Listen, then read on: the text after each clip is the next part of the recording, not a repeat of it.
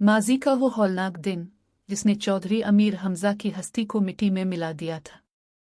45 साला चौधरी अमीर हमजा, जो वह अमीर ग्रुप ऑफ इंडस्ट्रीज का अकेला वारिस और अरबों की जायदाद का मालिक था, अपनी तेज रफ्तार लैंड क्रूजर में शहर से वापस लौट रहा था। दादा की लिखी हुई वसीयत के मुताबिक अगर अमीर हमजा इसका कोई भाई जिंदा ना रहा तो उनकी यह खानदानी अरबों की जायदाद, हवेलियां और फैक्ट्रियां किसी रिश्तेदार को मिलने के बजाय एक बहुत बड़े सरकारी ट्रस्ट को चली जाएंगी। दुश्मन ये बात अच्छी तरह जानते थे कि अगर जायदाद पर कब्जा करना है तो अमीर हमजा और उसके भाइयों को रास्ते से हटाना होगा। इसी रात सुनसान हाईवे पर एक बड़े ट्रक ने अमीर हमजा की गाड़ी को सामने से जोरदार टक्कर मारी। गाड़ी कई कलाबाजियां खाती हुई खाई में जा गिरी और उसमें खौफनाक आग लग गई। हादसे के फौरन बाद अमीर हमजा का लालची चचा जुबैर मौका पर पहुंचा। वो अमीर हमजा को किसी बड़े सरकारी अस्पताल ले जाने के बजाय चुपके से शहर के इस सुनसान कोने में वाक़ कोठी नुमा अस्पताल में ले आया।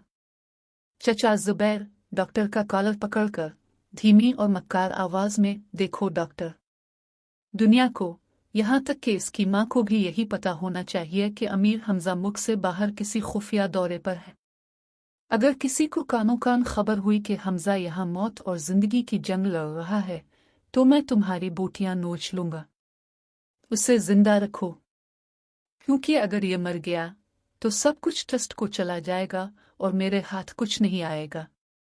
जुबैर का प्लान ये था कि हमजा को इस वक्त तक दुनिया से छुपाकर नीम मुर्दा हालत में रखा जाए जब तक वो जायदाद के किसी ऐसे कागज पर इसका अंगूठा ना लगवा ले जो ट्रस्ट की वसीयत को मनसूख कर दे। गांव में एक और कत्ल का सस्पेंस।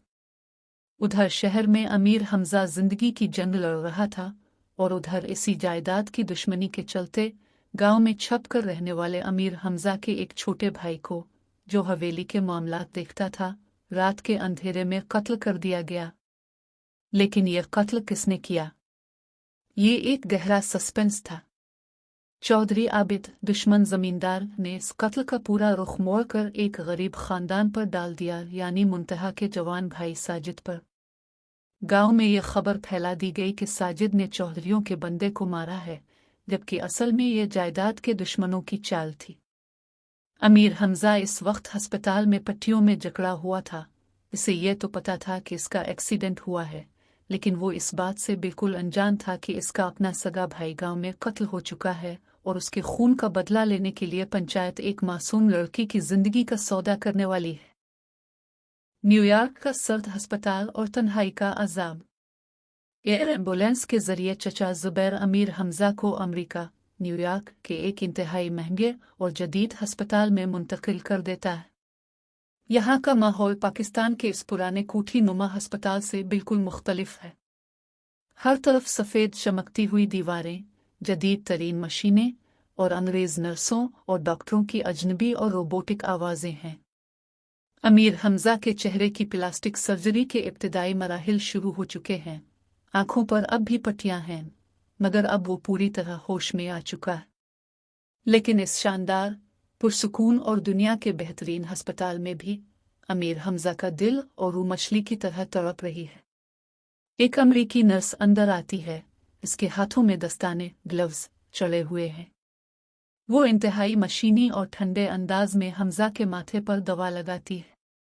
वो सख्त, बेहिस और प्लास्टिक का लम्स महसूस करते ही हमजा का पूरा वजूद अंदर से चीख उठता है। वो बेइख्तियारी में अपना सर पीछे कर लेता है। अमरीकी नर्स, अंग्रेजी में, मिस्टर अमीर, पुरसुकून रहिए, आपको तकलीफ नहीं होगी। हमजा कुछ कह नहीं पाता, लेकिन इसके दिमाग में तूफान मचाता है।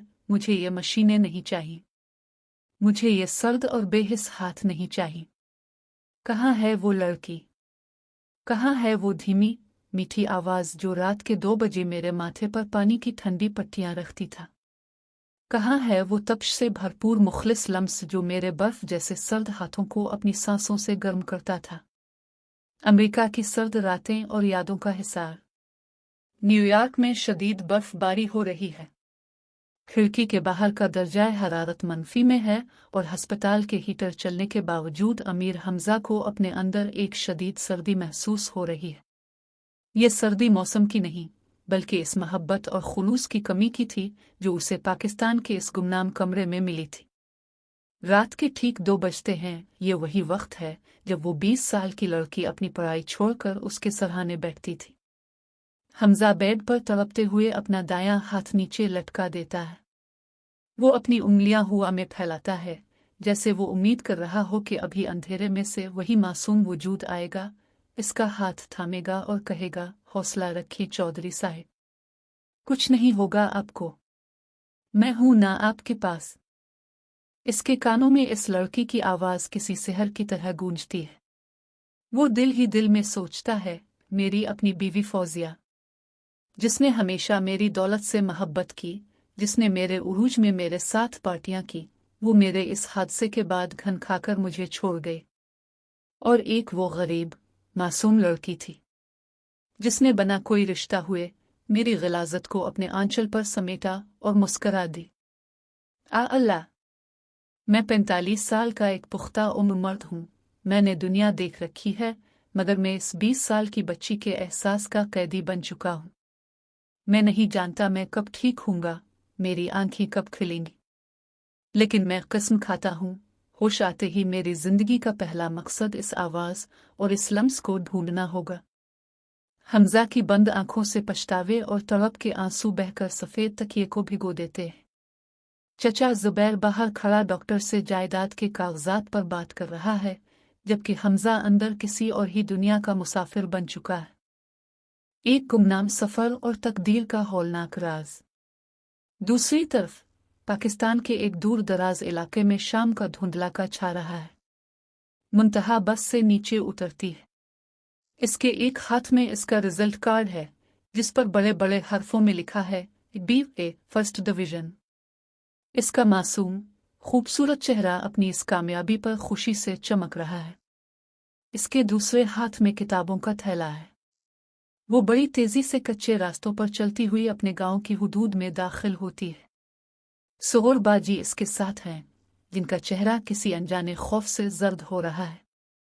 गांव के मोड़ पर खड़े कुछ लोग मुंतहा को देखकर आपस में कुनफोसैयां करने लगते हैं। गांव का आदमी एक आहिस्ता से, देखो, ये इसी बदकिस्मत की बहन आ रही है।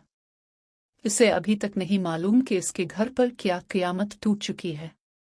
गांव का आदमी दो, बेचारी पढ़ लिख कर आई है, मगर अब उसकी ये डिग्री और ये जवानी किस काम की। इसका सौदा तो हो चुका है। मुंतहा उनकी बातें नहीं सुन पाती। वो मुस्कुराते हुए अपने घर की गली की तरफ बढ़ती है, ये सोचे बगैर कि जैसे ही वो अपने घर का लकड़ी का पुराना दरवाज़ा खोलेगी, वहां इसके भाई के हाथों चौधरियों के इसी सगे भाई के कत्ल का सस्पेंस और बुवनी खून बहा का वो भयानक सच इसका मुंतज़िर है, जो उसे हमेशा के लिए एक ऐसे घर का कैदी बना देगा जिसका नाम और चेहरा अभी तक इससे बिल्कुल छुपा हुआ है।